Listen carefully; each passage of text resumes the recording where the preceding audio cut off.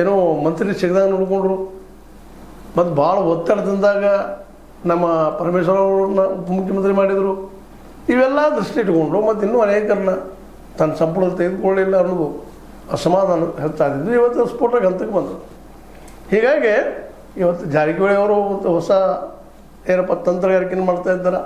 ಅವರು ಒಗ್ಗಟ್ಟಾಗಿಲ್ಲ, ಇದು ದಲಿತ ಸೇಮ್ ಆಗಬೇಕು ಅಂತ ಮಾತು ಜೋರು ಮಾಡ್ತಾ ಇದ್ದಾರೆ.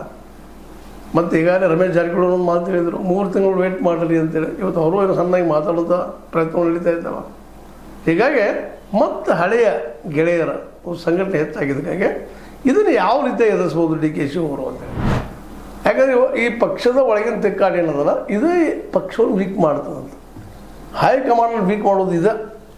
ಈಗ ಬಿ ಜೆ ಪಿ ಯಾಕೆ ವೀಕ್ ಆಗ್ಯದಪ್ಪ ಕರ್ನಾಟಕದಲ್ಲಿ ಅಂದರೆ ಅವರಲ್ಲಿ ಭಿನ್ನ ಮತಗಳು, ಅತ್ಯಂತ ವಿರೋಧದ ಮಾತುಗಳು. ಹೀಗಾಗಿ ಇವತ್ತು ಬಿ ಜೆ ಪಿ ಇದ್ದಿದ್ದು ಕರ್ನಾಟಕದಲ್ಲಿ ದಿನಕ್ಕೆ ವೀಕ್ ಆಗ್ತಾ ಇರೋದು. ಅದರ ವೀಕ್ನೆಸ್ ಇಲ್ಲಿ ಬರುವಂಥ ಸಾಧ್ಯತೆಗಳು ಎಲ್ಲ ಕಾಣ್ತಾ ಇದ್ದಾವೆ. ಅದರಲ್ಲೂ ಈ ಸಲ ಸಿದ್ದರಾಮಯ್ಯನವರಂತೂ ಸ್ಪಷ್ಟವಾಗಿ ಡಿ ಕೆ ಶಿ ಅವರ ವಿರೋಧ ಹೆಚ್ಚಿನ ದಾಳ ಉರುಳಿಸ್ಬೋದು ಅಂತೇಳಿ ಈ ಸಲ ಎಲ್ಲರೂ ವಿಚಾರ ಮಾಡ್ತಾ ಇದ್ದಾರೆ. ಇದರಿಂದಾಗಿ ಸಹಜವಾಗಿ ಡಿ ಕೆ ಶಿ ಅವರಿಗಾಯಿತು, ಇನ್ನುಳಿದವ್ರಿಗಾಯಿತು, ಹೈಕಮಾಂಡಿಗಾಯಿತು ಮತ್ತು ಹೊಸ ತೆರಿಗೆ ಶುರು ಆಯ್ತೇನಪ್ಪ ಅಂತೇಳಿ. ಯಾಕಂದರೆ ಗೆಹ್ಲೋತ್ ಒಬ್ಬರು ಅಲ್ಲಿ ರಾಜಸ್ಥಾನದಲ್ಲೇ ನಮ್ಮ ಪೈಲಟ್ನ ಜೊತೆ ಇವತ್ತು ನಿಮಗೆ ಪೈಲಟ್ ಜೊತೆಗೆ ತಿಕ್ಕಾಟ ಮಾಡಿ ಅಲ್ಲಿ ರಾಜಸ್ಥಾನದ ಅಧಿಕಾರ ಹೋಗಂಗಾಯಿತು. ರಾಜಸ್ಥಾನದಲ್ಲಿ ಕಾಂಗ್ರೆಸ್ ಆಯಿತು ಅಧಿಕಾರದಲ್ಲೇ, ಅಲ್ಲೇ ಒಳ ತಿಕ್ಕಾಟದಿಂದ ಬಿ ಜೆ ಪಿಗೆ ಅನುಕೂಲ ಆಯಿತು. ಇನ್ನು ಕರ್ನಾಟಕದಲ್ಲಿ ಅದ ಬರ್ತದನ. ಯಾಕಂದರೆ D K she versus Siddaramaiah ಅನ್ನೋಂಥ ಮತ್ತು ಪುಟದ ಮೇಲೆ ಬರ್ಲಿಕ್ಕತ್ತದ.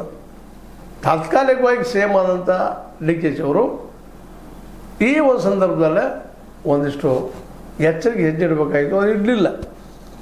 ಎಲ್ಲ ನೆಲೆಗಟ್ಟಿನೆಲ್ಲ ಇವತ್ತು ಸಿದ್ದರಾಮಯ್ಯನವರು ಅಹಿಂದದ ಕಾರ್ಡನ್ನು ಮತ್ತೊಮ್ಮೆ ಪ್ರಯೋಗ ಮಾಡುವಂಥ, ಅದರ ಮೂಲಕ ಈ ಡಿ ಕೆ ಶಿ ಅವ್ರನ್ನ ಅಧಿಕಾರ ನಿಲ್ಲಿಸುವಂಥ ಒಂದು ಸಾಹಸ ಮಾಡ್ತಾ ಇದ್ದಾರೆ ಅಂತ ಎಲ್ಲರೂ ಮಾತಾಡ್ತಿದ್ದಾರೆ.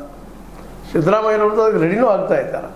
ಈಗಾಗಲೇ ಮಾತುಗಳು ಆಡ್ತಾ ಇದ್ದಾರೆ, ನಾನು ಡಿ ಸಿ ಎಮ್ ಮಾಡಿಸಿದ್ದು ಮತ್ತು ಅದು ಇದು ಅಂತೇಳಿ. ಜೊತೆಗೆ ಸತೀಶ್ ಅವ್ರನ್ನ ದೂರ ಸರಿದಿದ್ರು.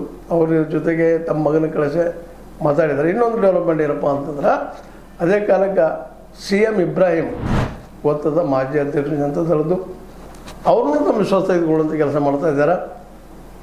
ಅದೇ ಕಾಲಕ್ಕೆ ಇನ್ನೊಂದು ಮಹತ್ವದ ಘಟನೆ ಆಗ್ತದೆ.